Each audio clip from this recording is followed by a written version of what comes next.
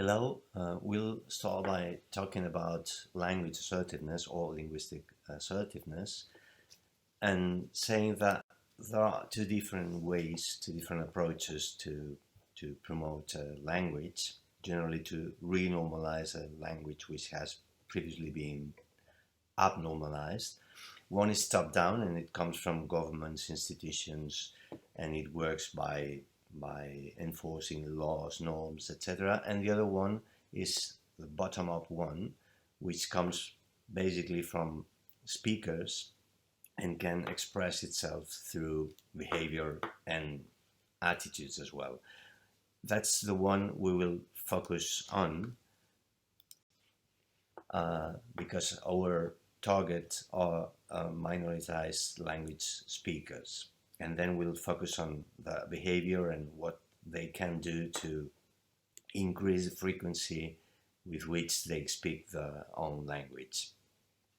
Many uh, minoritized language speakers are silent speakers, which means they don't tend to show their language in a variety of social situations. They tend to use the dominant language and in some cases even to hide the fact that they are speakers of a different language.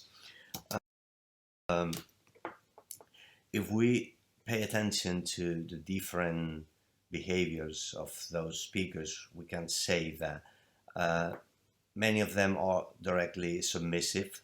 So whenever they don't know their partner in a conversation, they will use dominant language, DL. Others behave in a way that we could name as reactive, meaning they might try to use their language at the beginning, but whenever they are answered back in dominant language, they immediately switch.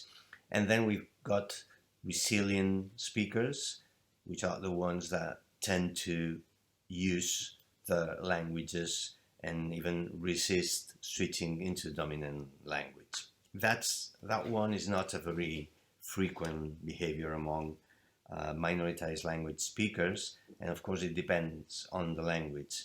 It's easier to find this behavior in languages with a high intercomprehensibility with the dominant language, for example.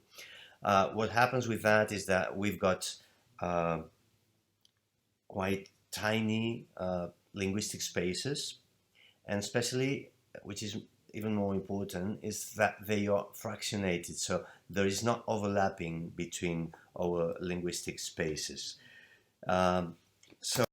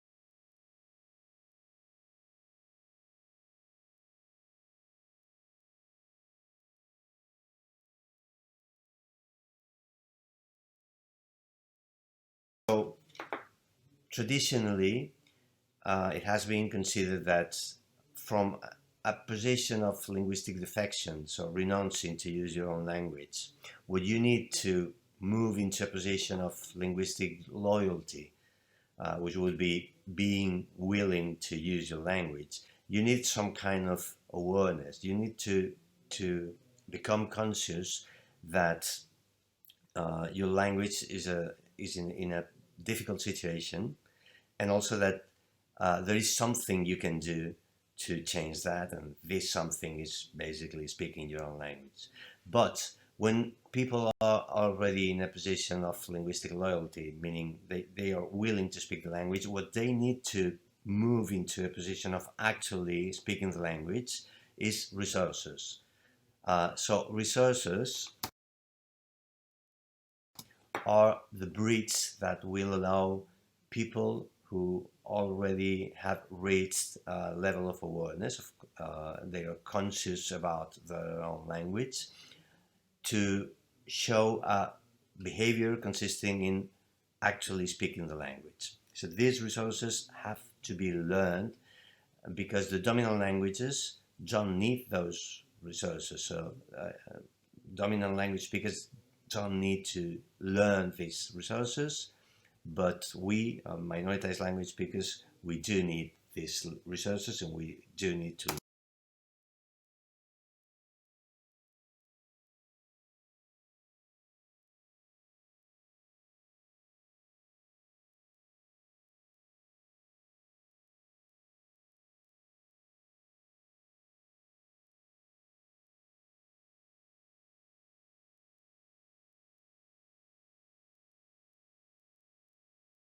learn them. So basically, the resources are learning how to change what we say to ourselves, so what we think and what we uh, tell ourselves in the moment in which we have to decide which language we will use, what to say to others, and also how to say it, and very importantly, how we feel. We've got to learn to modulate the way we feel about that, because uh, if we feel uncomfortable using the language, we won't do it for a long time. So, linguistic assertiveness is basically the idea of using more our ML with three different characteristics: respecting the others, meaning not threatening or coactioning or manipulating others, but also feeling comfortable, which means as well that we don't allow for ourselves to be manipulated.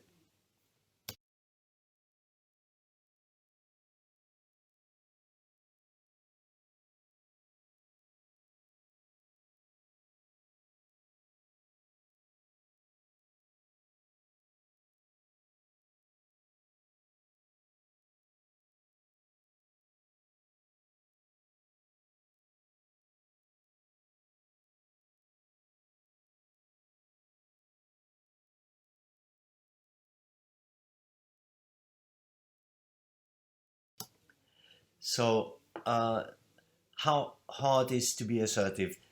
This is quite a clear diagram. You can see here that on the submissive pole, meaning non-assertive or passive, you're not being honest because you're not doing what you're willing to do.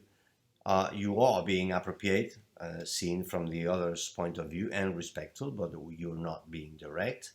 While on the other side, on the opposite side, the aggressive one, you might be being honest, but you're not being appropriate or respectful, and you might be uh, being direct, even too excessively direct. So the assertive position would be to be honest and appropriate and respectful, but also direct. That's the main idea of assertiveness, not just in language terms, but generally. So the idea is, if we are assertive and we start using our own language more, then we'll get uh,